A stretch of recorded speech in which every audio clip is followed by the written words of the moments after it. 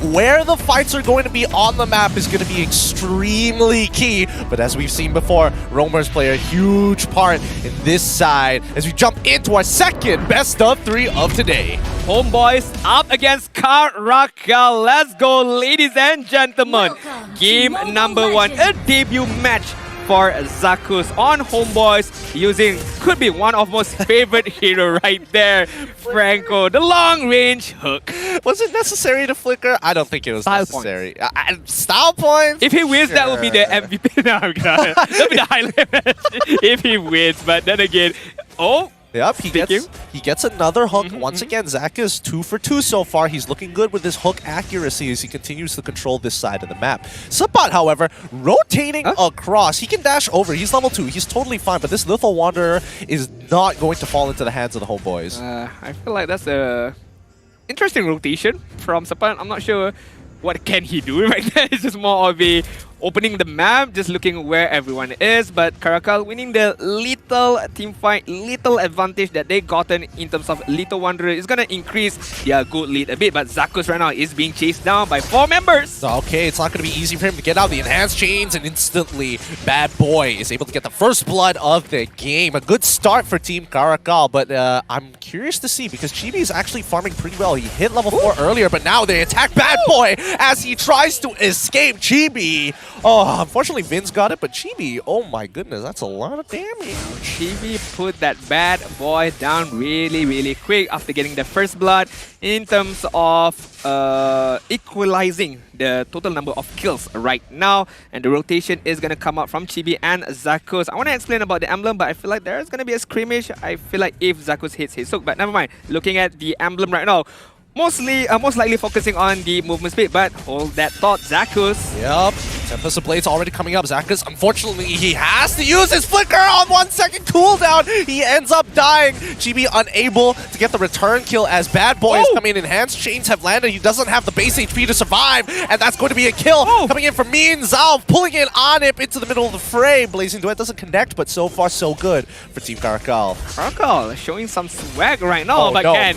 Oh, no! That's not what you wanted to see. Ken couldn't get out, but Subbot takes a kill. Bro, that was too easy for Subbot. I'm not gonna lie. Too easy for him. Ken didn't have the Tempest of Blade. Even Subbot doesn't have the Wave of the Trigger. I'm not sure where he used it or who did he use it upon to, but an easy kill for Subbot, denying the turtle advantage for Team Caracal. 3 up to 2.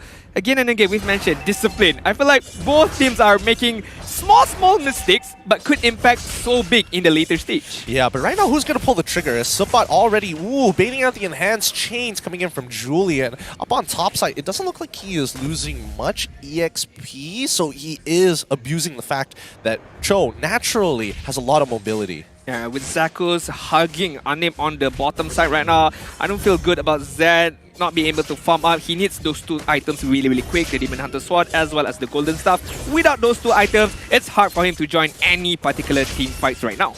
Do they want to actually run in on this one? It's a 3v3 situation as Chibi slowly walking up, creeping his way. Subbot looking for the engagement, baiting it out. Real One Manipulation already down, but it's Chibi who takes away the turtle. Why? How? Unfair. Bro doesn't even need to show himself. Bro have to distance away from the turtle bot right now, giving out the damage to Ken. Gotta run away from that danger. But man, I mean, Homeboys gotta stop with these steals, man. They're so good at doing it. They're so good at winning these retribution fights. But now invading the enemy jungle here, Chibi looking for an opportunity to shut down Ken. Oh, they don't land the Iron Hook. That's 6 for 3 coming in from Zakus so far in terms of number of hooks he has landed compared to the number of hooks he's thrown throughout the game.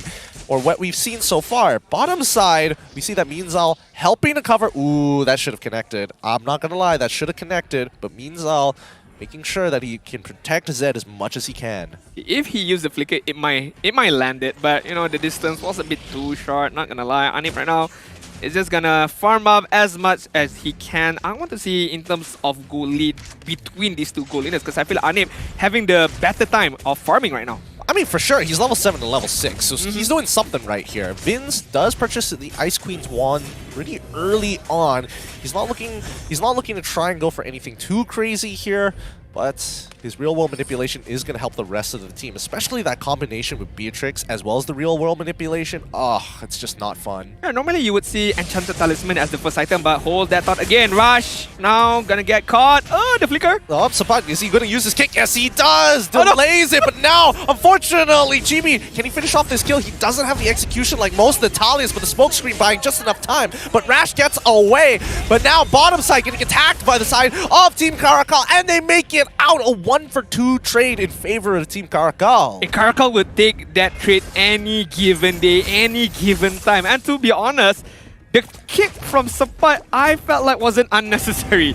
It made Chibi a lot harder to catch and kill the Esmeralda. I felt like the Jikundo was enough for him to pull off that kill, but I feel like the kick was helping Rush out. Well, to be fair, I would say that when you delay it... Wait, hold on. Are they going to dive him again for a second time? Yes, they got on top of Vince. He uses real manipulation to try and get out. The shield is enough, but Meanzal will die to the turret, and Anip picks up the kill. Do they see Ken? No, they don't. Ken is still around. They use the enhanced sword to get out of there as the Blazing Duet comes out of Zed, taking a bit of damage, but Chibi already finding one, getting a second. No, the second one doesn't connect. Sapat on the chase. Zakas wants to keep vision, checks the brush, don't find him, but Zed gets on out of there, emotes sayonara, I'm out of here. Bro, if there's one more basic attack coming from Chibi, if he uses execute, nah, I'm kidding. He would have been able to get the kill. But then again, it was a very good flank from Chibi, being able to catch out one of Team Caracal's member right there. The dive was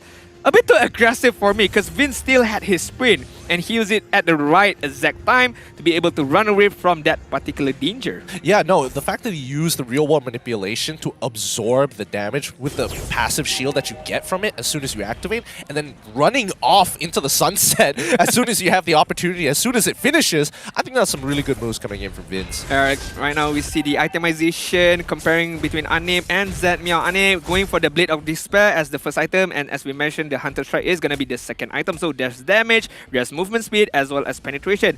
Looking at Cloud or Zed right now, have the Demon Hunter Sword, have the almost half Antichrist almost complete to be able to withstand some damage right now. Yeah, I mean, Bad Boy, he's sustaining a good amount so far, but let's keep in mind that I don't think Sapat is going to double down on that on a full damage build just yet. It's still early for his base damage side, but Zaka's looking to suppress, finds Zed as he drops down the real world manipulation, lands his hook to secure the kill. Meanwhile, now in trouble as Anip can easily just gun him down with Wesker. Doesn't stand a chance. 2-for-1 trade. Zaka's sacrificing his life for the greater good. That is a true execution of a roamer. A true sacrifice of a roamer. I give my life in order to get kills right at there. Homebois enjoying a very good amount of lead, 1k gold, and giving that lead to Anip is a very, very good choice. 3 kills, only 1 death, because on the later stages, if Anip gets more of his item and maybe a win of nature as well, it's gonna help him a lot. Speaking of which, look at that gold lead. Boy is rich. Anip, 6.3k gold. Zed, only 5.5. Can't afford the Bugatti right now. Yeah, not yet, not yet. He doesn't have the nuts so far, but Vince and Sapat slowly hold on towards the mid lane. They're trying to do a lane swap, but it's taking a little bit of time. Sapat should be able to catch that wave as it crashes down on the bottom tier 1. If he loses that turret, then he took too long. However, top side already collapses and falls as Team Caracal will have to let the Homeboys take the initiative. I feel like it's a clean swap right there because Ane being able to catch the turret on top side and Sapat being able to make time for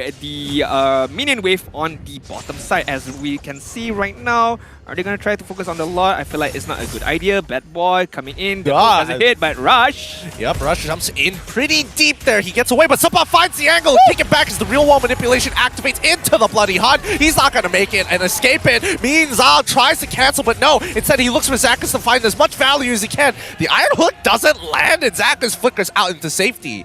I mean, was it a flicker of safety or he thought that he landed his hook and then using the flick. It could be both. It could be It's definitely both. I feel like he was confident it was gonna hit. I was confident it was gonna hit. The fact that it didn't hit, I feel like he got a little scam there. That's fine, that's fine. As long as he's back to safety right now, lot is gonna be built up or being taken by Homebois. And look at the Can right now. He's in trouble. Can's trying to get on out of there. He gets hit by the shot from Beatrix. Anip's not missing so far, and it's looking good as Rash jumps into the middle of the fight. Zakas should end up dying here, but Subpot able to make the play onto Zed before he gets through. Zakas gets to live to see another game as they run them down. 4-0. Homeboys make the play. Clean team fight from Homebois. The way that they prolonged that team fight, the way they positioned themselves, and the way the patience from Subpot getting that kick onto Zed was pitch perfect timing. And Vince being able to use twice real world manipulation helped them a lot just now. Anip have to give a huge thank you to Subpot as well as For Vince sure. for setting up that kill. Absolutely, and Zakas is probably looking at Subpot is like, thanks, brother. I don't know why. It felt like at the very least, the Blazing Duet should have killed him, but I guess he was just out of range, like just at the edge of it.